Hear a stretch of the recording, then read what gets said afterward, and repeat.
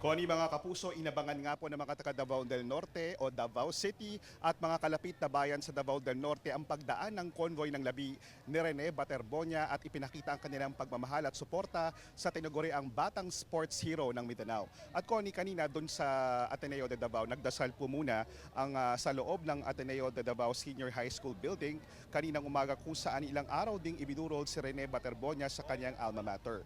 Bago mag alas 8 ng umaga, inilabas po ng Ateneo de Davao Senior High School building ang labi ni Rene sakay ng funeral convoy. Kasama ang GMA News, binaybay namin ang iba't ibang bayan sa Davao del Norte na dinaanan ng convoy sakay ang labi ni Rene.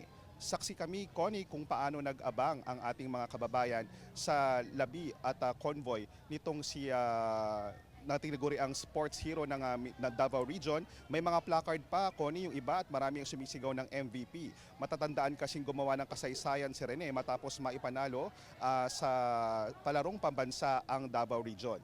Dito po sa Porenaria, kung saan sa bayan ng Panabo, ay saglit po na mananatili itong si Rene upang magkaroon po ng pag-aayos sa kanyang labi bago po siya dalhin sa Agusan del Sur.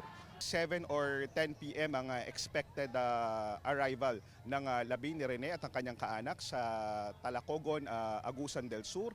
At ayon po sa advisory na inilabas ng LGU ng Talacogon, bukas po, alauna ng hapon, mag-uumpisa ang public viewing para kay Rene. Ngayong gabi po ay inilaan para sa kanyang pamilya para magkaroon po ng pribadong moment sa kanila. Kaya nga po nag-aabiso rin ang pamunuan ng LGU doon ng respetuhin din ang kanilang privacy. Inaasahan kasing sobrang daming mga kababayan ni Rene sa kanyang hometown ng makikiramay o inaasahang makikiramay at magbibigay pugay sa kanilang kababayan.